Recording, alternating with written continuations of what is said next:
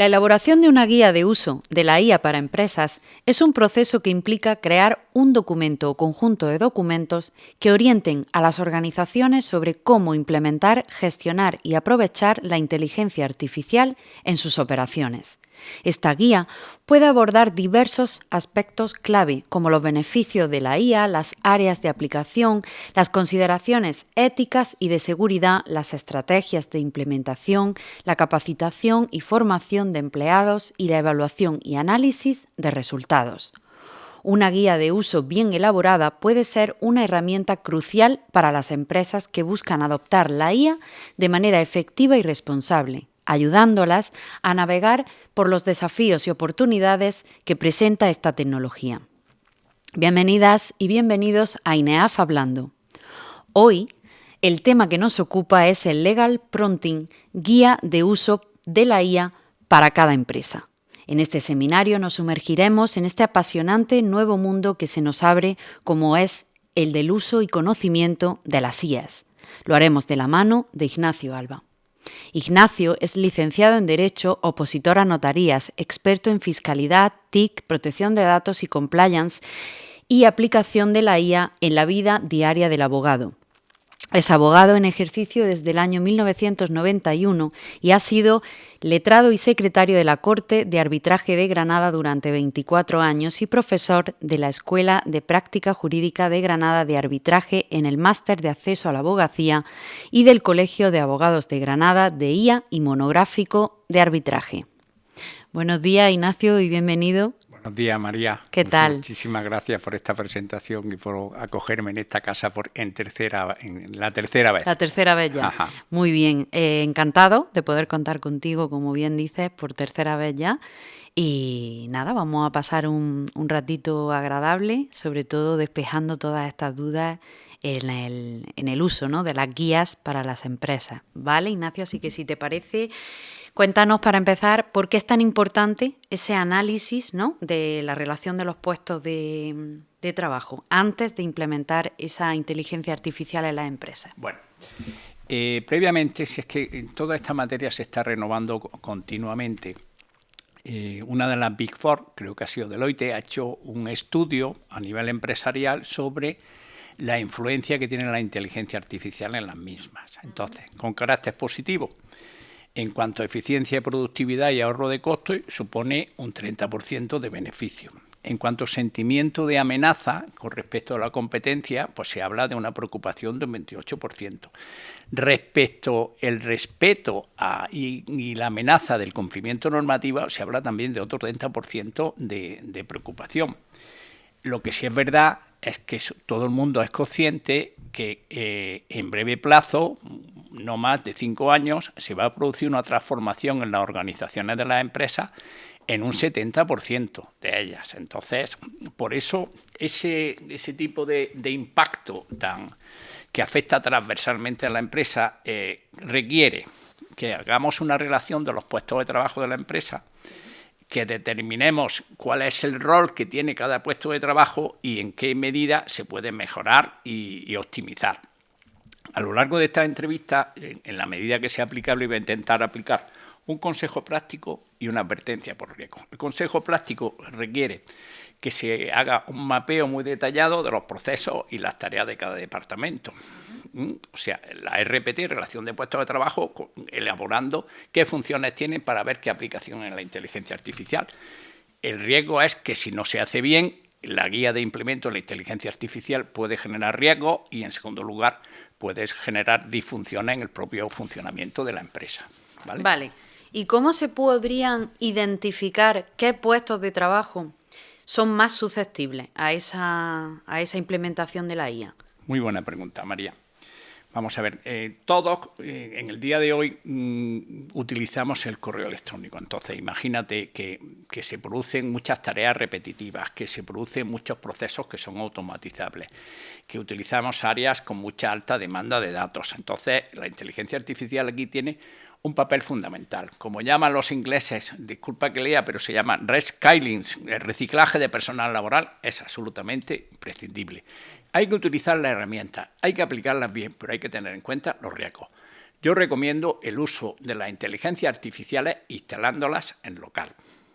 Ignorar la automatización de esas tareas críticas supone una repetición de las labores de trabajadores que al final se aburren y no se obtiene el verdadero rendimiento y capacidad y aptitudes de los trabajadores. Bien, Ignacio, ¿y qué consideraciones éticas y legales deben tenerse en cuenta? Bueno, en este sentido, consideraciones éticas y legales hoy en día, con los medios de comunicación que tenemos, con las redes sociales y la utilización, hay que tener muchísimo cuidado, porque nos afecta. Proteger tu propio empleo, proteger las razones de equidad, de igualdad, la necesidad de no discriminación en los procesos de selección, el cumplimiento de todas las regulaciones laborales en los procesos de selección. Es crucial, en este sentido, poder utilizar y ser aplicable tanto el nuevo reglamento de inteligencia artificial, que va a tener muchísimo desarrollo, y sobre todo el Reglamento General de Protección de Datos. Curiosamente, tanto en uno como en otro funciona una nueva teoría de responsabilidad proactiva. La influencia anglosajona ha sido muy llamativa. Esta misma mañana he entrado en búsqueda con una herramienta de inteligencia artificial en la sede de todos los partidos políticos. A ver, ¿qué dicen de la inteligencia artificial? Ninguno dice nada. Tenemos una agencia de supervisión de inteligencia artificial que se fue a La Coruña, que no se quedó en Granada, pero nadie dice nada de esto. ¿Qué ocurre? Pues que es necesario que seamos aconsejados por expertos en ética, en derecho laboral y en técnicas de información de la comunicación, para que el análisis que haga del uso que se va a hacer en la inteligencia artificial sea adecuado a la labor de cada empleado en evitación de riesgo. Ten en cuenta que cuando se utiliza la inteligencia artificial se queda grabada 10 años. O sea que los riesgos siguen estando ahí si se usan mal. Vale.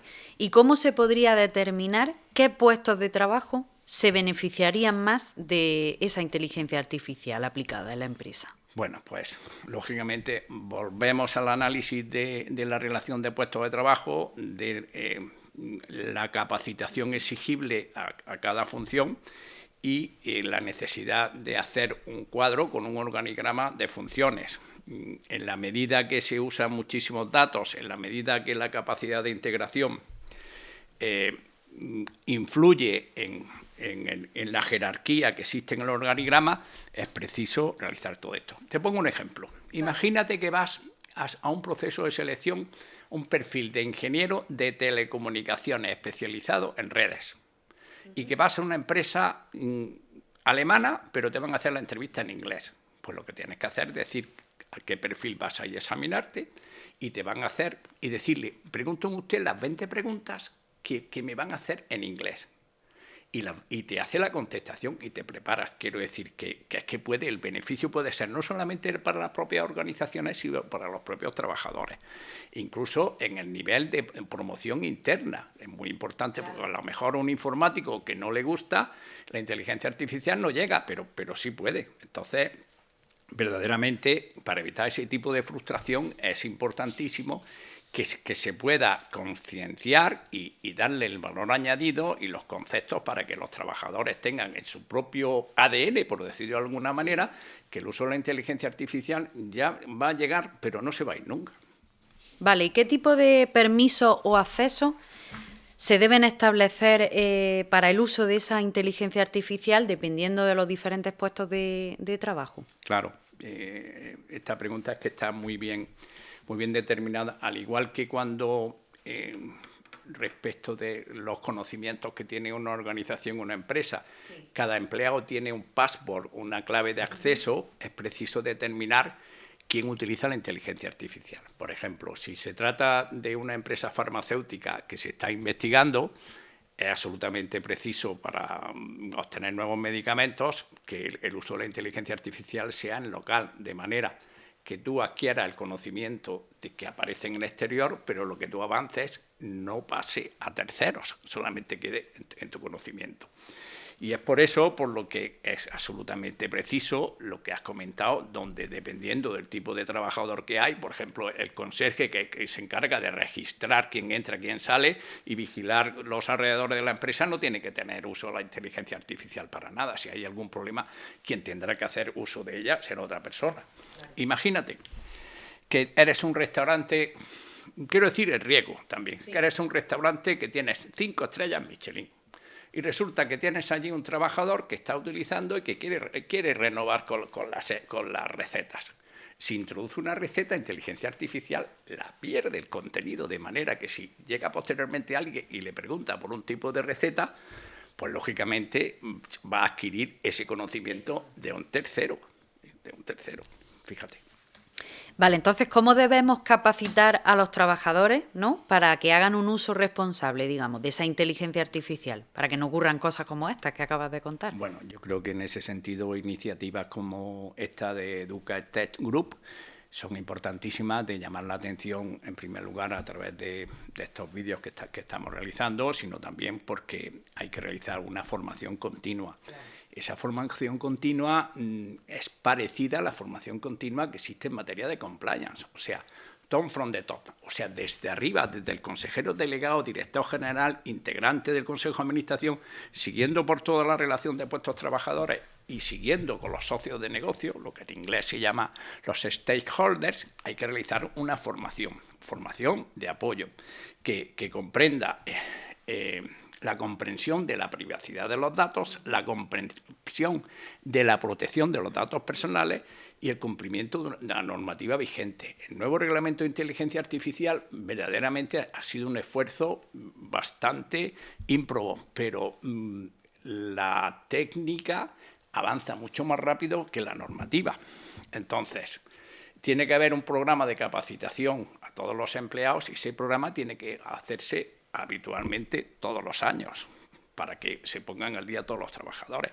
El uso ineficiente o incorrecto, el hecho de que un trabajador pueda acceder a navegar y pueda implementar y pueda instalar en el ordenador de su puesto de trabajo una inteligencia artificial, puede suponer un riesgo. Por eso, en algunos sentidos, están de alguna manera acotadas los accesos a los cuales se accede a través de las propias web, de las páginas. Vale, ¿y qué políticas de uso y monitoreo se pueden implementar para garantizar efectivamente ese uso responsable de la IA? Ese uso responsable de la IA viene previamente determinado de la calificación de riesgo. En la primera ponencia que colaboramos hablábamos del riesgo prohibido, del riesgo grave, del riesgo permitido y del riesgo inexistente prácticamente. Eso hay que saber si cuando tú utilizas la inteligencia artificial, que en nuestro caso somos como responsables del despliegue, que se llama, es absolutamente imprescindible saber dónde estás y saber una serie de conceptos que son muy complicados. Creo recordar que el reglamento de inteligencia artificial, en el artículo 3 o 5, tiene 68 definiciones. Eso es muy complicado saberlo.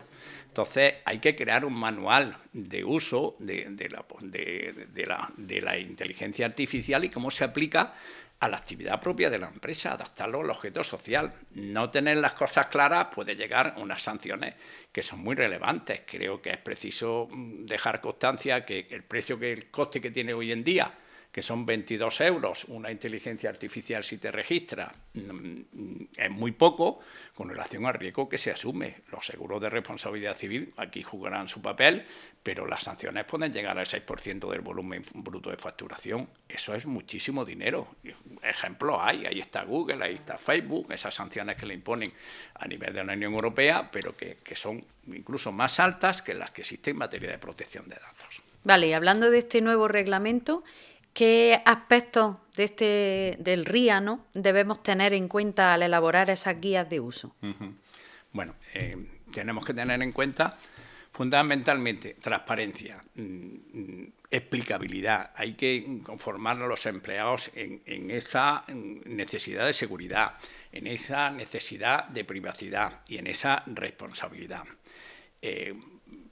La responsabilidad proactiva que hemos comentado antes, que supone el análisis de la situación, identificación del riesgo, análisis del riesgo y mitigación o mejora o elusión de riesgo o mitigación para años sucesivos, tiene que funcionar tanto en materia de protección de datos como en materia de inteligencia artificial, como en cualquier otra materia que afecte a la empresa y que genere riesgos. ¿Por qué? Pues porque constantemente esto no es una materia que sea totalmente estática, sino que se va moviendo constantemente.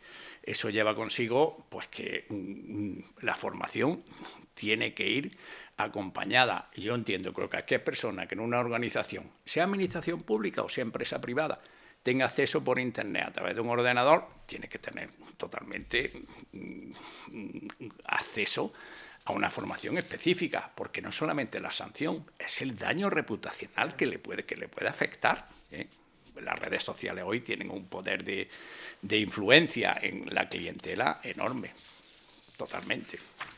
Ignacio, ¿cómo se puede abordar la responsabilidad por productos defectuosos en el contexto, digamos, de la IA? Pues acaba de salir precisamente un nuevo reglamento de responsabilidad por productos defectuosos, sí, que prácticamente de alguna manera deroga el texto refundido de consumidores.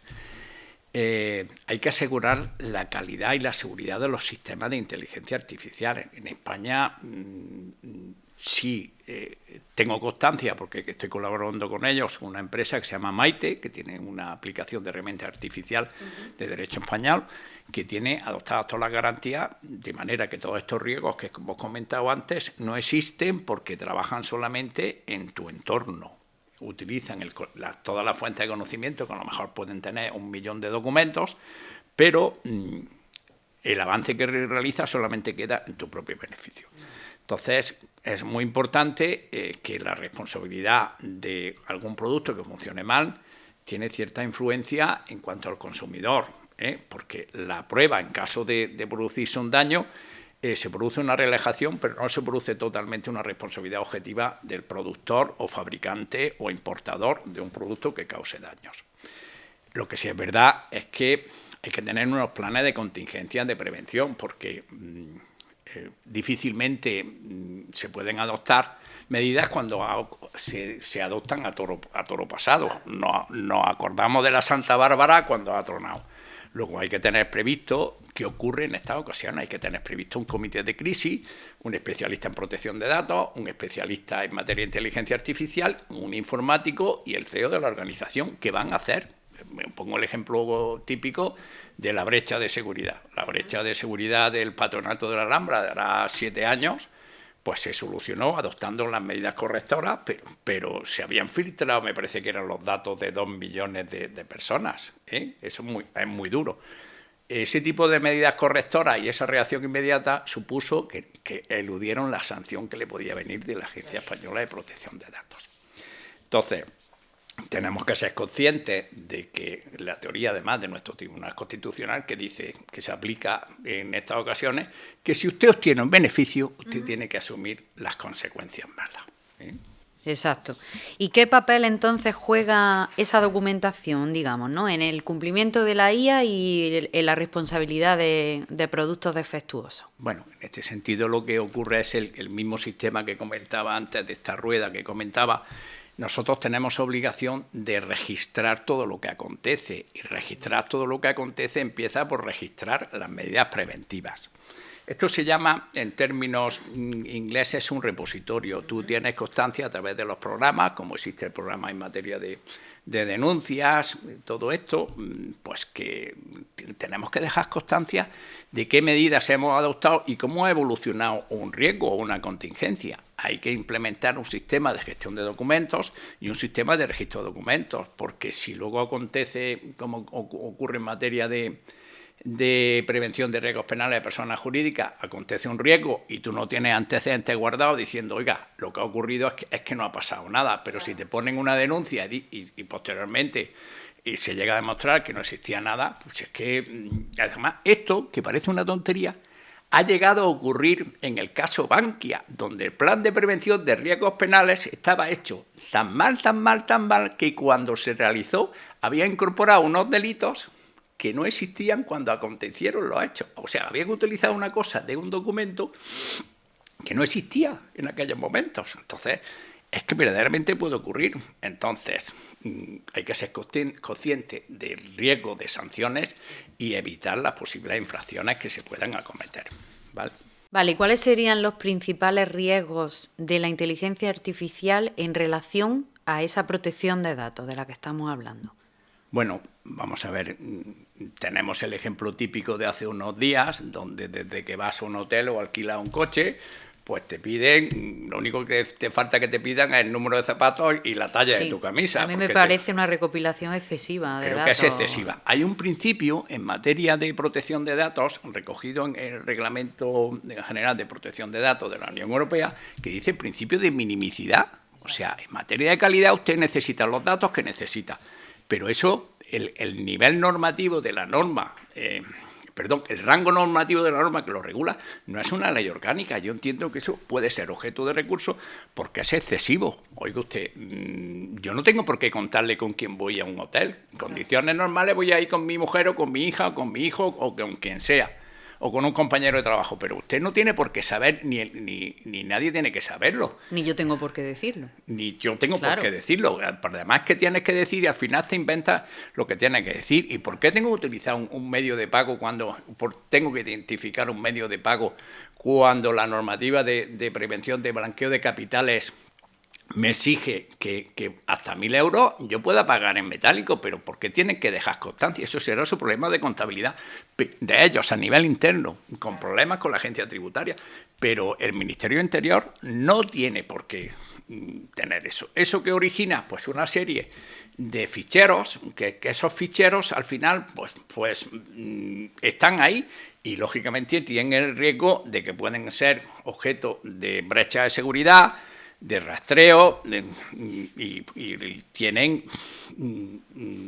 que estamos en manos, porque de todo el mundo es conocido que a través de la Deep Web hay ficheros de datos que se venden en el norte de Europa y compran los datos de 1.000 cuentas corrientes por 100 euros.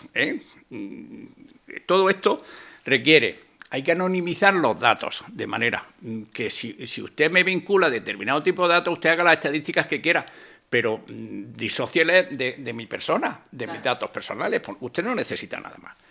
Luego tenemos otra cosa, si es que el tema de los informáticos. Yo seguro que os suena a todos el tema de un ataque informático que se recibió en mayo de 2017, I Wanna Cry, yo quiero llorar. Estaba en un congreso en materia de cumplimiento de prevención de riesgos penales de personas jurídicas y estaba un CEO de una multinacional española que recibe una llamada en mitad de una conferencia y lamenta lo que ha ocurrido, pero se tiene que ir. Y uno de los ponentes que estaba con él, de una Big Four especialista en materia de ciberseguridad, se levanta y pide excusa y se va. Coincide que yo salgo porque me volvía para Granada y les pregunto qué ha pasado. Dice, hemos tenido una brecha de seguridad impresionante. Y la brecha era tan sencilla que los programadores de los ordenadores, de sus programas, no actualizaban el sistema operativo porque al actualizar el sistema operativo de Windows le producía cierta interferencia en lo que estaban haciendo. Entonces, ¿qué ocurría? Que nunca apagaban el ordenador, no se actualizaba. Por ahí le entró y Telefónica estuvo parada 2 días, totalmente. Y esos riesgos están ahí. Luego, el hacker no era tan habilidoso luego para sacar la pasta que podía haber sacado, pero que hay casos en todos los lados, ¿eh? Y hablando de esos riesgos, Ignacio, ¿cómo se puede mitigar esa recopilación excesiva de datos y bueno, el uso no autorizado también? Bueno, yo creo que eso desde lo que se llama el soft law, o sea, la normativa que emana de la Agencia Española de Protección de Datos, la normativa que va a emanar de nuestra Agencia Española de Supervisión de Inteligencia Artificial, la normativa que emana también, porque estamos hablando de la orden ministerial que regula el tema del registro en los hoteles. Normativa transferida que pertenece al Ministerio del Interior, pero en materia de turismo existe también que cumplimentar algunos documentos que son de comunidades autónomas. Hay que dimensionar el uso de la inteligencia artificial y el riesgo de compilación excesiva de datos porque el riesgo de brecha existe. Eso es así. Entonces, compartir información autorizada, que verdaderamente es muy fácil, darle un clic y pasas una Excel con 20.000 datos en un segundo, eso hay que adoptar una serie de medidas y, sobre todo, formar. Y en este sentido, vuelvo a reiterar, iniciativas como la de esta empresa son importantísimas, de ir insertando en el ADN de todo el mundo los riesgos que asumen y las ventajas que sostienen, pero también los riesgos y posibles infracciones y sanciones. El riesgo reputacional que comentábamos antes, en redes sociales. Ayer mismo salió una normativa para corregir, o va a salir una normativa, de que para cualquier influencer que tenga más de 100.000 seguidores en redes sociales, si dice un bulo, tiene que corregir. Tiene que corregirlo. O sea que lo tenemos ahí encima. Así es. ¿Y qué riesgos plantea, Ignacio, esa inteligencia artificial en relación tanto con la propiedad intelectual como con esos secretos empresariales, ¿no? Ahora que estamos hablando, enfocándolo en la empresa. Pues sí, lógicamente eso tiene los riesgos que os acabo de comentar. Empresas que se dedican a la investigación, empresas que fabrican máquinas, herramientas, empresas que fabrican medicamentos, todas tienen su pequeño conocimiento de lo que saben hacer, cómo lo hacen y cómo obtienen sus rendimientos. Eso hay que protegerlo. La inteligencia artificial no genera derechos de autor. O sea, tú te compones un soneto con inteligencia artificial, lo puedes vender, puedes componer una canción de rap y no generas derecho de autor. Si tú te lo plagias, no puedes pedir protección porque no lo has creado. Entonces empieza la necesidad, otra vez, comentamos, de ir documentando todo lo que acontece desde que utilizas la inteligencia artificial. Entonces, hay una nebulosa en cuanto tú, por ejemplo, puedes introducir en una IA un cuadro de Picasso y le dices, oye, inspírate en este cuadro de Picasso y hazme unos lápices con esa inspiración, el dibujo de unos lápices, claro. Picasso tiene su derecho de autor todavía. ¿En qué queda? O una estatua de Botero.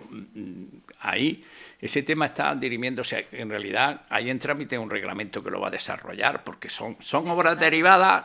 Es absolutamente necesario, primero, concienciar, porque nos cargamos a los autores. Vamos a ver ahora, o a nivel... La inteligencia artificial tiene un nivel medio como literato, pero las próximas versiones que están anunciadas tienen un nivel de doctorado.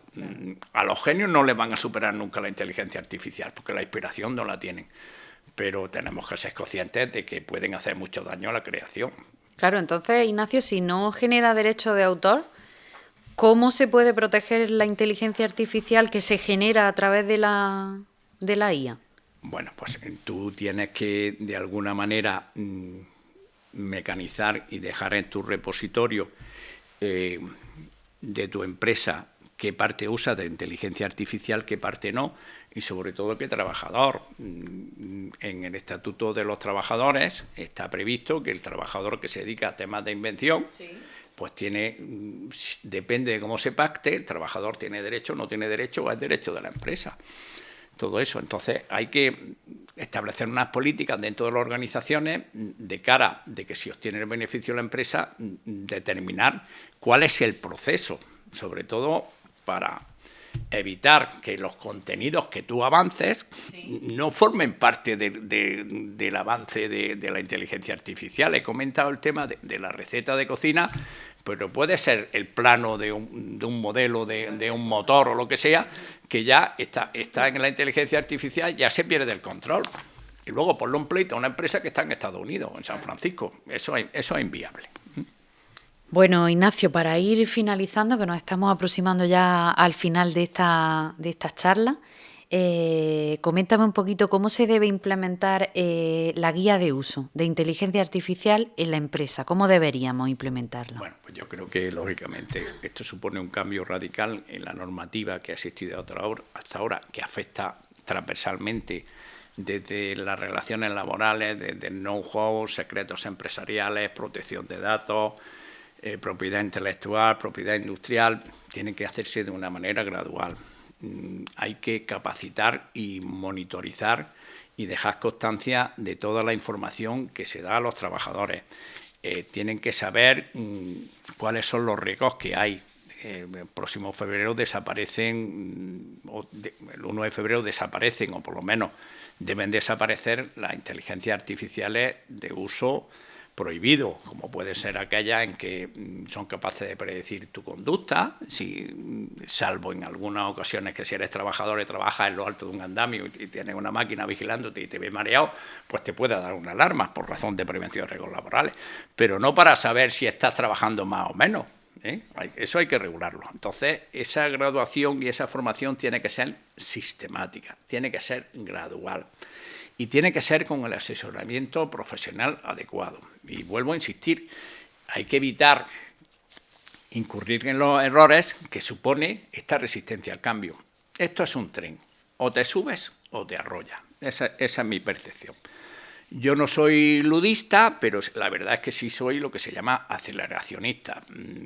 Creo que es una cosa que nos va a ayudar muchísimo a poder trabajar mejor, con más ayuda. Pero, reitero, antes comentábamos fuera de cámara, el primer prompt que te dé la inteligencia artificial, el primer output que te dé, no te fíes nunca de él. La primera contestación, hay que seguir contigo. Hay que seguir preguntando. Muy bien, Ignacio. Y ya por último, esto ya es una curiosidad, ¿vale? ¿Qué habilidad o conocimiento tú desearías haber desarrollado antes en tu carrera profesional y por qué? Bueno, fundamentalmente, en mi caso, yo he tenido la suerte de estar en un despacho de abogados que en materia de formación se hacía de todo, pero yo para mí echo de menos una formación en inglés verdaderamente importante. En un momento dado has perdido clientes por no saber hablar inglés, sobre todo en un ámbito, chapurreas algo, pero entiendo todavía en esta materia, lo que estamos comentando, tan específica, ¿no? Y en un mundo donde está tan globalizado, que el inglés sé muy poquito, me defiendo para ir de viaje, pero poco más. Profesionalmente entiendo que es un hándicap para mí, y así te lo comento. Vale, bueno, nunca es tarde, Ignacio. Pues muchísimas gracias por habernos acompañado en el día de hoy y bueno, habernos dado un poquito más de luz en esta implementación de las guías de uso en las empresas, Ignacio. Gracias de nuevo y te esperamos cuando quieras volver. Muy bien, muchas gracias a vosotros por darme la oportunidad y enhorabuena por este tipo de iniciativa. Muchas gracias, Ignacio. Venga. Esperamos que la participación de Ignacio nos haya ayudado a comprender algo mejor este mundo del legal prompting, guía de uso de la IA para cada empresa. Esperamos también que les haya servido de ayuda todos los consejos prácticos aportados para entender la aplicación de las diversas herramientas gratuitas que ofrece la inteligencia artificial, en este caso para las empresas. Muchísimas gracias a todos los que nos habéis acompañado. Antes de despedirnos, recordaros, como siempre, que en INEAF Hablando os esperamos para compartir nuestros seminarios con vosotros y poder aprender de expertos y profesionales como Ignacio en todo tipo de temas jurídicos de interés. Un saludo y nos vemos en la próxima.